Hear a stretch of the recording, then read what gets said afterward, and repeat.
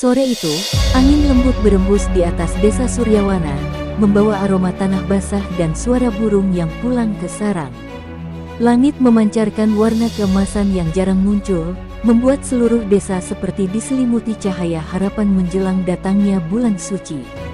Para warga terlihat sibuk membersihkan halaman, menata kembali perabotan, dan memperbaiki lampu-lampu kecil yang akan menghiasi malam-malam Ramadan. Anak-anak berlarian sambil membawa beduk mini, memukulnya sesekali hanya untuk mendengar gema ceria yang memantul di antara rumah-rumah kayu. Di warung Busari, percakapan tentang persiapan puasa semakin ramai. Para ibu memperdebatkan menu sahur, sementara para bapak membicarakan rencana tarawih dan kegiatan yang akan diadakan setelah Isya. Suasana penuh antusias, seperti desa sedang menunggu tamu terhormat yang akan membawa keberkahan. Namun di sisi paling tenang desa, tepat di tepi hutan yang dipenuhi pohon tua, berdiri sebuah gubuk besar dengan aura yang berbeda. Atapnya kusam, dindingnya dipenuhi ukiran aneh, dan lonceng kecil di depannya bergerak pelan meski angin hampir tak terasa. Itulah tempat tinggal 3 dukun yang selalu diperbincangkan, Bahlodra, Ki Jantur, dan Nyi Ratri. Meskipun warga jarang mendekat ke tempat itu, keberadaan ketiga tokoh itu selalu menyisakan rasa waspada. Ketika malam turun, sering terdengar suara-suara yang tak jelas asalnya. Kadang terlihat bayangan tinggi melintas di balik jendela, membuat orang-orang yakin bahwa dunia mereka dipenuhi hal yang tak bisa dijelaskan. Menjelang Ramadan, justru ketiga dukun itu yang paling gelisah. Ada sesuatu yang berbeda terasa di udara, kekuatan hangat, lembut, tetapi kuat. Energi yang mendekat itu membuat mereka resah, seolah ada cahaya besar yang menanti di balik bayang-bayang yang selama ini mereka pelihara. Bahlodra berdiri di depan rumah sambil memandangi langit. Jubah hitamnya bergerak pelan, meski angin hampir tak ada. Ramadan hampir tiba, gumamnya lirih, suaranya seperti menyimpan banyak rahasia yang belum terungkap. Tidak jauh darinya, Ki Jantur menyalakan lentera kecil. Cahaya minyak yang bergetar memantul di wajah tuanya yang penuh kerut. Tangannya gemetar sedikit, sebuah hal yang jarang terjadi pada sosok yang selama ini dikenal tenang dan sulit diguncang. Nyi Ratri duduk di tepi jendela, menatap langit dengan tatapan bingung. Biasanya ia bisa melihat bayangan gaib dan bisikan halus dari dunia lain, namun kali ini matanya hanya menangkap serpihan cahaya lembut yang turun perlahan. Fenomena itu terasa asing, tetapi menenangkan. Mereka bertiga merasakan perubahan besar sedang mendekat. Bukan ancaman, bukan pula kekuatan gelap, melainkan sesuatu yang terang dan murni. Semakin malam, semakin kuat perasaan itu mendorong mereka, seolah memanggil mereka untuk melepaskan masa lalu. Dari kejauhan, dentuman beduk dari musala kecil mulai terdengar, menandai malam semakin larut. Lampu-lampu minyak menyala di seluruh desa, membuat suasana hangat dan damai. Sementara itu, di gubuk tua tepi hutan, 3 dukun yang hidup dalam kegelapan menatap malam dengan hati bergetar, menyadari bahwa Ramadan kali ini membawa sesuatu yang mungkin akan mengubah hidup mereka selamanya. Sejak cahaya senja menghilang di balik bukit, ketenangan aneh menyelimuti gubuk tua di tepi hutan. Tidak ada bisikan gaib, tidak ada bayangan yang melintas, bahkan suara jangkrik pun terdengar seperti menahan diri. Keheningan itu justru membuat 3 dukun yang tinggal di dalamnya semakin resah. Bahlodra duduk bersila di lantai kayu, menatap mangkuk berisi air yang biasanya memantulkan berbagai wujud dari dunia tak terlihat. Namun malam itu, airnya bening tanpa bayangan sedikit pun. Tidak ada tanda, tidak ada pertanda, tidak ada apapun yang bisa dibacanya. Ketidakhadiran itu terasa lebih menakutkan daripada penglihatan buruk sekalipun. Ki Jantur berjalan mondar-mandir di dekat rak penuh jimat. Tangannya sesekali membuka kantong-kantong kecil berisi abu ritual dan serpihan akar kering. Semua benda yang dulu memiliki kekuatan justru tampak biasa, seolah kehilangan napas gaibnya. Ia menelan ludah, mencoba memahami apa yang sedang terjadi. Nyi Ratri tidak bergerak dari tempatnya sejak matahari terbenam. Ia memeluk lutut sambil memandangi cahaya bulan yang menyelinap melalui celah dinding. Biasanya ia mampu merasakan keberadaan makhluk halus dari jarak jauh, namun malam itu ia justru merasakan sesuatu yang berbeda, ketenangan yang membuat jantungnya berdebar tanpa sebab. Di antara mereka, hanya Mbah Lodra yang akhirnya membuka suara. Semua kekuatan itu pergi bukan karena kita diserang. Mereka pergi karena Ramadan mendekat, ucapnya pelan, hampir seperti berbisik. Ki Jantur berhenti bergerak. Kenapa tahun ini terasa lebih kuat dari biasanya? Dulu kita hanya sedikit melemah, sekarang seolah semuanya menolak kita. Nyi Ratri mengusap lengan yang merinding. Ada yang memanggil, katanya lirih. Sejak cahaya tadi turun, aku merasa seperti diseret menuju sesuatu yang tidak menyeramkan, tapi menyilaukan. Kalimat itu membuat dua rekannya saling pandang. Selama puluhan tahun, tidak pernah ada dari mereka yang menggunakan kata menyilaukan untuk menggambarkan sesuatu. Dunia mereka selalu gelap, lembab, dan penuh bayangan. Kata itu lebih cocok diucapkan oleh seseorang yang merindukan cahaya. Suara angin tiba-tiba masuk melalui celah pintu, membuat lentera di ruangan bergetar pelan. Bukan angin hutan biasa, melainkan hembusan halus seperti sentuhan lembut yang membawa pesan tersembunyi. Ketiganya menoleh bersamaan, merasakan sesuatu yang menembus dada mereka. Mbah Lodra memejamkan mata. Bayangan lelaki berjubah putih dari mimpi beberapa malam lalu muncul kembali di kepalanya. Ucapan dalam mimpi itu menggema, ada pintu untuk kalian, jika kalian mau meninggalkan kegelapan. Kata-kata itu kini terasa sangat nyata, seolah seseorang sedang berdiri tepat di belakang mereka. Ki Jantur menarik napas panjang, suaranya bergetar. Jika benar ini panggilan perubahan, kita tidak bisa berpura-pura tidak mendengarnya. Nyi Ratri menatap dua rekannya, bibirnya gemetar. Kau yakin kita bisa berubah? Setelah semua yang kita lakukan. Mbah Lodra membuka mata dan menatap mereka dengan tatapan yang belum pernah muncul sebelumnya, tatapan seseorang yang menemukan arah setelah sekian lama tersesat. Ramadan datang untuk semua orang, katanya pelan. Mungkin, untuk kita juga. Di luar gubuk, bulan tampak lebih terang dari biasanya, memandikan hutan dengan cahaya lembut. Dan malam itu, untuk pertama kalinya setelah bertahun-tahun hidup dalam kegelapan, ketiga dukun itu merasakan sesuatu yang sangat asing tetapi hangat, harapan. Malam itu, ketiganya tidak langsung tidur. Mereka duduk di ruang tengah, menunggu sesuatu yang mereka sendiri tidak tahu. Lentera yang hampir padam mengisi ruangan dengan cahaya temaram, membuat bayangan di dinding terlihat seperti menari. Namun, tidak ada satupun dari mereka yang merasa takut, justru ketegangan yang mereka rasakan datang dari arah yang belum pernah mereka kenali sebelumnya, arah cahaya. Ketika akhirnya kantuk datang, ketiganya terlelap hampir bersamaan. Dan pada saat itu juga, dunia di sekitar mereka berubah menjadi hamparan putih yang luas. Tidak ada hutan, tidak ada gubuk tua, hanya lautan cahaya yang menenangkan. Mereka saling melihat, tetapi suara mereka tidak bisa keluar dari mulut, seolah alam meminta mereka diam. Dari kejauhan, muncul seorang lelaki berjubah putih. Wajahnya tidak sepenuhnya terlihat, tetapi cahaya yang mengelilinginya membuat langkahnya tampak bagaikan melayang. Setiap kali kakinya menyentuh tanah cahaya, gelombang lembut menyebar, membuat ketiganya merasa tubuh mereka ringan dan damai. Lelaki itu berhenti tepat di depan mereka. Senyum tipis muncul di wajahnya, membuat dada mereka hangat. Kalian sudah lama hidup dalam bayang-bayang, ujarnya dengan suara lembut yang mengalir seperti air.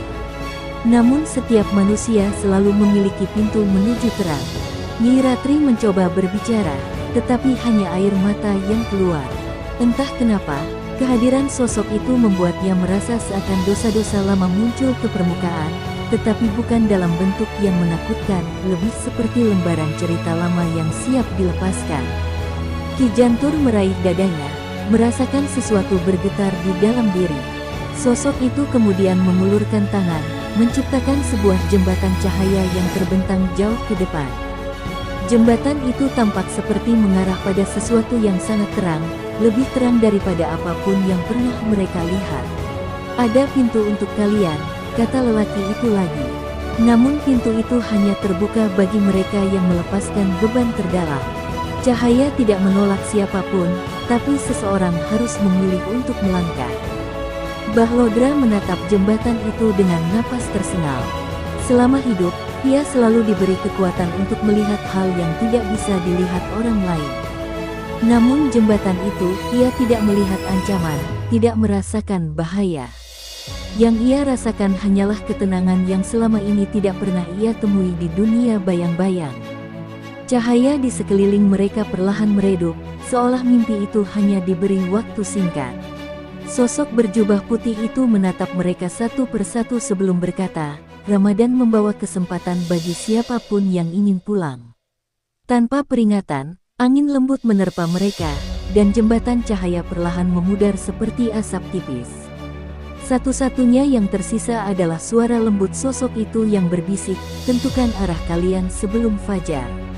Ketiganya terbangun bersamaan.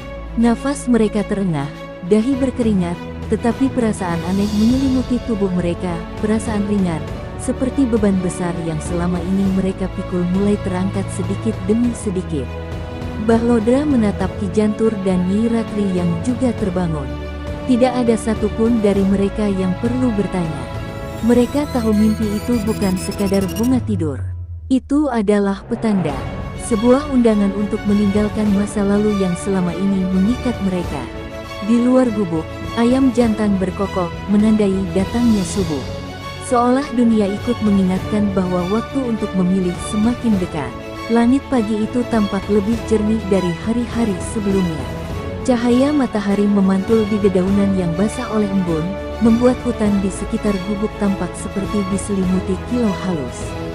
Tiga dukun itu berdiri di depan pintu rumah, masing-masing membawa perasaan campur aduk, takut, ragu, tetapi juga dorongan kuat untuk berubah.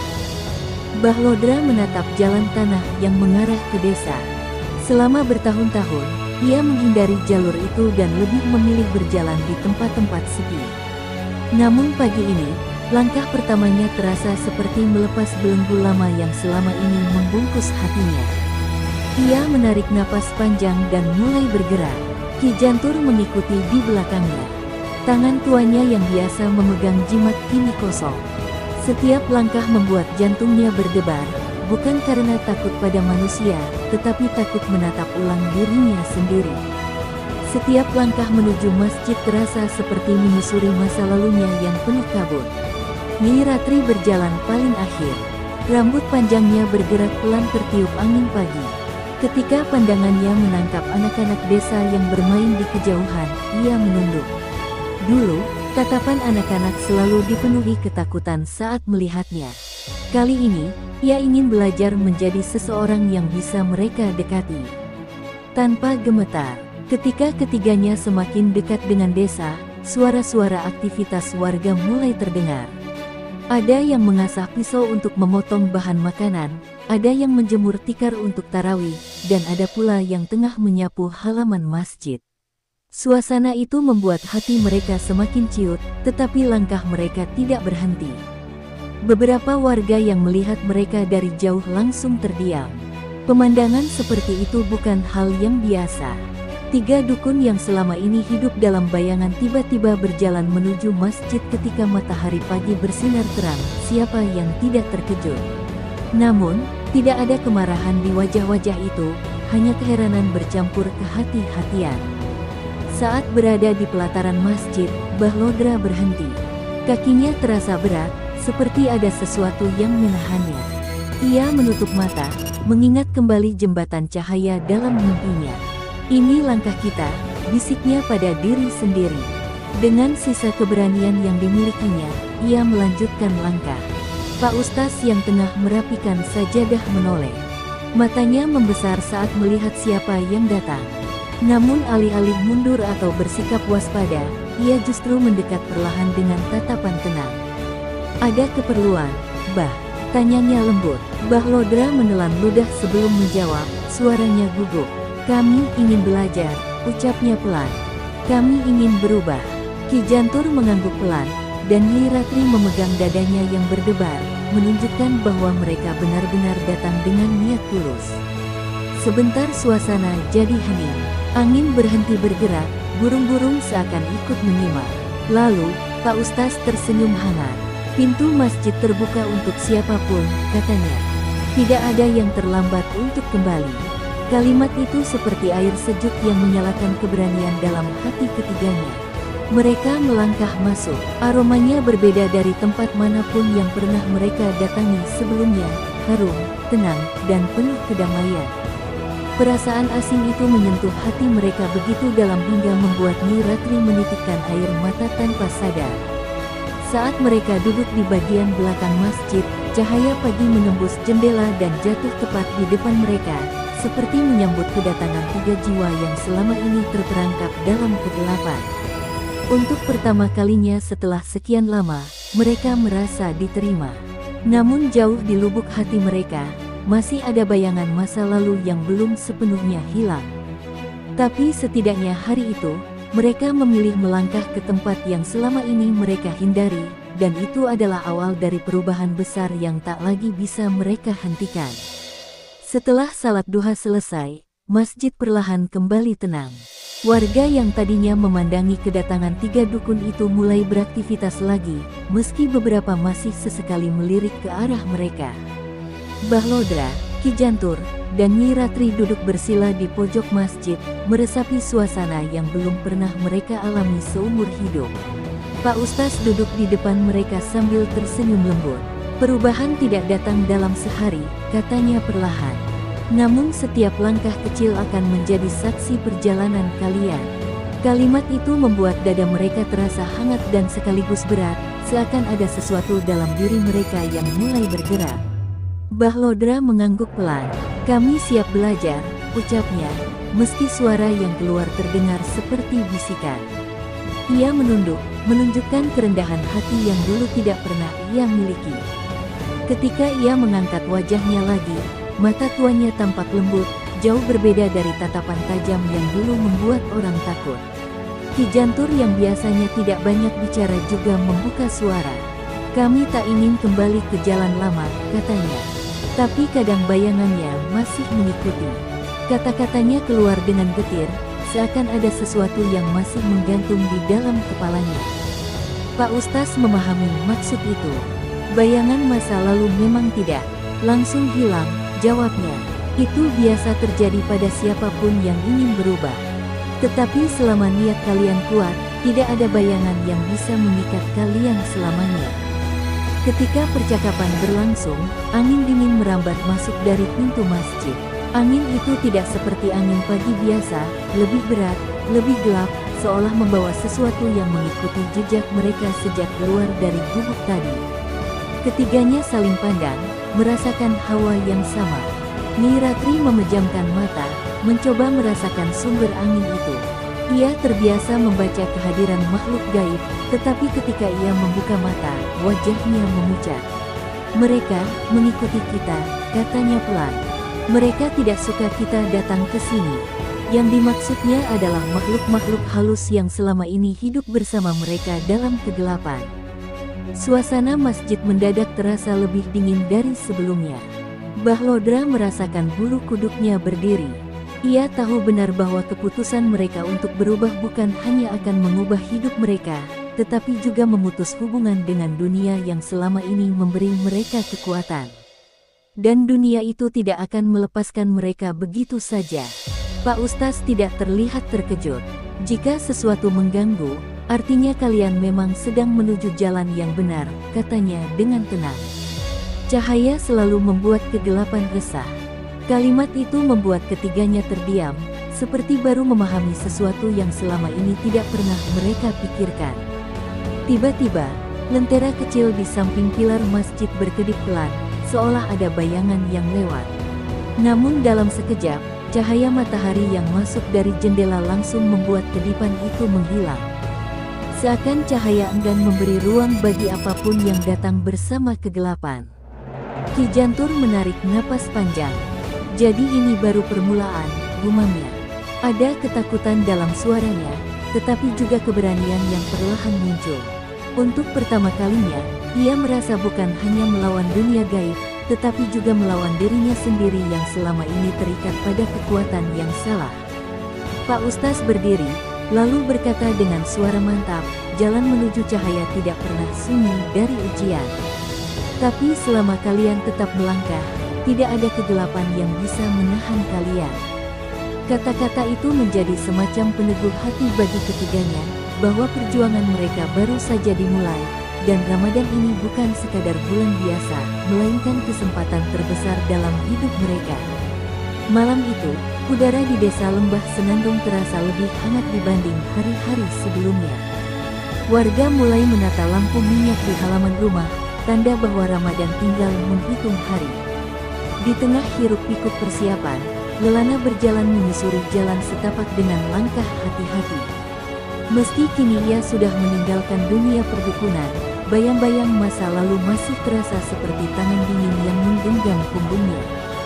Ia berhenti di tepi sungai, tempat ia dulu sering melakukan ritual. Kini, sungai itu tampak berbeda, lebih jernih, seolah ikut menyingkirkan jejak kelam di ingatannya. Lelana menatap air yang memantulkan cahaya bulan, lalu menunduk sambil berbisik, berharap tempat itu bisa menerima dirinya yang baru. Tak jauh dari sana, Dorga mengawasi dalam diam. Mantan dukun itu masih dihantui kesombongan lama, meski mulai luluh sejak pertemuan mereka di surau. Namun melihat Lelana tampak tenang membuat dadanya bergejolak, seperti ada dua sisi dirinya yang berperang, yang ingin berubah dan yang tak ingin kehilangan kekuatan gelap yang dulu ia kuasai. Sementara itu, Kiai Malik bersama para pemuda sedang menyiapkan agenda penyambutan Ramadan. Di teras surau, ia menyusun rencana kegiatan tadarus dan buka bersama untuk para perantau yang akan pulang. Ekspresinya lembut, tetapi sesekali ia melirik ke kejauhan, merasa ada sesuatu yang sedang tumbuh di desa, sesuatu yang tak bisa ia biarkan tanpa bimbingan. Takdir membawa ketiga mantan dukun itu berkumpul kembali malam itu, bukan karena panggilan gelap, melainkan ajakan kecil yang tampak sederhana, membantu memindahkan karpet surau. Lelana datang dengan tenang, Tirna dengan sedikit canggung, dan Dorga dengan enggan. Namun, kehadiran Kiai Malik membuat mereka tetap tinggal. Saat mereka mengangkat gulungan karpet besar, Tirna tak sengaja tersandung dan hampir jatuh. Dorga refleks menangkapnya. Untuk pertama kalinya, mata mereka saling menatap tanpa kecurigaan, tanpa rasa lebih hebat. Tirna tersenyum kecil sebagai ucapan terima kasih, dan senyum itu membuat Dorga merasakan sesuatu yang asing, ketenangan yang tak pernah ia dapat dari mantra atau jimat manapun. Para warga yang melihat kejadian kecil itu merasa ada harapan baru. Bisik-bisik yang dulu meragukan niat para mantan dukun perlahan berubah menjadi senyum yang lebih hangat. Bahkan anak-anak yang sebelumnya takut pada Dorga kini berani mendekat, menawarkan kurma yang mereka dapat dari sumbangan perantau. Namun perubahan tak selalu berjalan mulus. Ketika malam semakin larut dan warga pulang ke rumah masing-masing, Lelana merasakan hawa dingin menyelinap di antara pepohonan. Ia tahu betul rasa itu, jejak ilmu gelap yang belum sepenuhnya padam. Nalurinya mengatakan bahwa seseorang masih menyimpan sesuatu yang berbahaya, sesuatu yang bisa mencederai niat mereka untuk bertobat. Tirna mulai menyadari perubahan sikap Lelana. Ia mendekat, bertanya pelan apakah ada masalah. Lelana ragu sejenak, tetapi akhirnya menggeleng. Ia tak ingin menebar kekhawatiran, terutama menjelang Ramadan. Namun, matanya tetap memandang ke arah hutan, seolah mencari jawaban yang tidak ingin muncul. Di sisi lain, Dorga kembali merasakan bisikan samar yang dulu pernah menjadi sumber kekuatannya. Bisikan itu memanggil dari kejauhan, mencoba merenggut ketenangan yang mulai tumbuh dalam dirinya. Ia menegakkan tubuh, mencoba mengabaikannya, tapi suara itu semakin jelas, seperti mengejek keraguan hatinya. Sebelum pergi, Kiai Malik berdiri di dekat pintu surau, mengamati tiga murid barunya dengan pandangan dalam. Ia merasakan kegelisahan yang belum sempat mereka ceritakan. Dengan suara lembut namun tegas, ia berpesan, ingatlah, cahaya Ramadan akan datang. Tapi cahaya itu tak akan berarti kalau hati kita masih membuka ruang bagi kegelapan. Kata-kata itu membuat ketiganya terdiam. Ada sesuatu dalam ucapan Kiai Malik yang terasa seperti peringatan, tapi juga harapan. Malam itu, ketika mereka berjalan pulang ke arah rumah masing-masing, satu hal menjadi jelas: perjalanan mereka belum selesai. Dan seseorang, atau sesuatu, masih mengintai perubahan mereka dari balik gelapnya hutan. Bab 7 Bisikan dari Hutan Tua. Pagi menjelang dengan semburat cahaya yang mengintip dari balik pepohonan. Desa Lembah Senandung terlihat lebih sibuk dari biasanya. Warga mulai membersihkan halaman, menyiapkan penanda masuknya Ramadan. Namun di balik kehangatan itu, Lelana bangun dengan dada sesak. Ia bermimpi tentang hutan tua yang memanggilnya, seolah ada sesuatu di sana yang menunggu untuk ditemukan. Mimpi itu terlalu nyata, hingga membuatnya gelisah sepanjang hari. Tirna yang melihat Lelana murung mencoba mendekatinya. Meski perasaannya sendiri dipenuhi kekhawatiran, ia berusaha menyembunyikannya. Ia menawarkan untuk membantu menata bahan makanan di rumah Kiai Malik, berharap bisa mengalihkan pikiran sahabatnya. Lelana mengangguk, namun tatapannya tetap kosong, seperti sedang mendengarkan suara yang tak bisa didengar orang lain.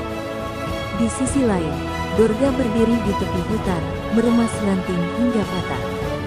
Bisikan samar yang semalam ia dengar kini datang lagi, lebih tajam, lebih memaksa. Ia menutup telinga dengan kedua tangan, tapi suara itu terus menyusup masuk ke dalam pikirannya. Kau belum selesai, bisikan itu berkata. Kegelapanmu masih kutunggu. Dorga memejamkan mata, berusaha menahan dirinya agar tidak terpancing mendekati bagian hutan yang dahulu sering ia gunakan untuk ritual gelap. Di surau, Kiai Malik merasa ada perubahan energi di sekitar desa. Ia membaca beberapa ayat untuk menenangkan diri, lalu memanggil ketiga mantan dukun itu setelah salat zuhur. Tatapan Kiai Malik lembut, namun ada kekuatan dalam suaranya yang membuat mereka tak bisa mengelak. Ia meminta mereka duduk di beranda surau, di bawah naungan pohon rindang yang anginnya menenangkan. Ramadan membawa cahaya, tapi cahaya selalu mengusik kegelapan yang belum padam, kata Kiai Malik tanpa basa-basi. Ketiganya saling berpandangan, menyadari bahwa sesuatu memang sedang mengintai mereka. Lelana menceritakan mimpinya, Tirna mengakui firasat buruk yang ia rasakan sejak malam sebelumnya, dan Dorga dengan enggan mengungkapkan soal bisikan yang terus mengganggu pikirannya. Kiai Malik mendengarkan dengan penuh perhatian. Ia tidak menghakimi, tapi juga tidak menyepelekan. Dengan suara tenang, ia berkata bahwa jejak ilmu gelap yang pernah mereka gunakan memang tidak bisa hilang seketika. Ada bagian dari dunia itu yang masih berusaha menarik mereka kembali. Tapi kalian tidak sendirian, ucap Kiai Malik sambil menatap mereka satu persatu. Sore itu, mereka diberi tugas kecil oleh Kiai Malik, membersihkan area sekitar surau, termasuk jalan menuju hutan yang berbatasan dengan desa. Tugas itu terdengar sederhana, namun sebenarnya adalah bagian dari latihan untuk memperkuat hati mereka. Dengan bekerja beriringan, mereka belajar memadamkan rasa takut dan menciptakan ketenangan baru. Saat mereka menyapu jalan setapak menuju hutan, tiba-tiba angin berhembus kencang, membawa aroma aneh yang mengingatkan mereka pada ritual masa lalu.